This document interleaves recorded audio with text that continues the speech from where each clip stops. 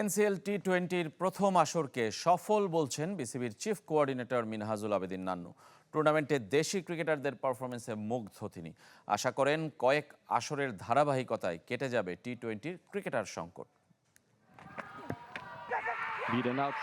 12 বছর আগে প্রথম বিপিএলে বরিশাল বার্নার্স জার্সিতে খেলেছিলেন আলাউদ্দিন বাবু। বয়স এখন 33-এরও বেশি। সদ্য সমাপ্ত এনসিএল টি-20-তে তিনিই কিনা সেরা বোলার।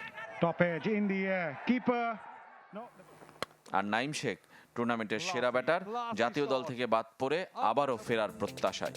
সবচেয়ে বেশি 350 রানার্স আপ ঢাকা মেট্রো অধিনায়কের। তারুণ্যের ঝলক দেখানোর প্ল্যাটফর্ম হিসেবে এনসিএল টি-20-কে বেছে নেওয়া হলেও শেষ পর্যন্ত অভিজ্ঞরাও জ্বলে উঠেছেন। অনেকগুলি খেলোয়াড়কে এখানে হয়তো সিলেকশন প্যানেল নোটেট করেছে এবং আগামীতে এটা যদি কন্টিনিউ এই টুর্নামেন্টটা আমরা কন্টিনিউ করতে পারি এবং ইনশাআল্লাহ আশা করি টি-20 ফরম্যাটে যে ঘাটতিতে আছে এটা আমরা পূরণ করতে পারবো।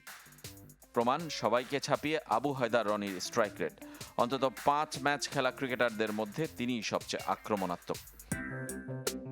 পাওয়ার হিটারের আরেক নির্ণায়ক 6-এর সংখ্যায় অবশ্য জিসান আলম সবাইকে টেক্কা দিয়েছেন। 22-6 এই তরুণের। হাবিবুর রহমান, আজিজুল হাকিমরাও সেই পথের পথিক। বোলিংয়ে ইকোনমির বিচারে আলিসাল ইসলাম সবচেয়ে ধারাবাহিক। অন্তত 5 ম্যাচ খেলা ক্রিকেটারদের মধ্যে তিনিই সবচেয়ে ইকোনমিক্যাল।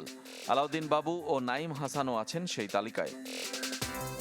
তবে চিরায়ত ডট বলের সমস্যা টিকে ছিল এই টুর্নামেন্টেও। 7216 বলের টুর্নামেন্টে ডট বল প্রায় অর্ধেক। এনসিএল এর 32 ম্যাচে রান হয়েছে 9323, উইকেট পড়েছে 441। প্রথম আসরের ভুল শুধরে দ্বিতীয় আসরে আরও বড় পরিসরে এনসিএল টি-20 আয়োজনের প্রত্যাশা বিসিবির। আগামীতে ইনশাআল্লাহ আশা করি প্ল্যানটা পুরোপুরি করব যাতে 3টা থেকে 4টা ভেন্যুতে আমরা এই টুর্নামেন্টটা করতে পারি। রেজওয়ানুজ্জামান, চ্যানেল 24।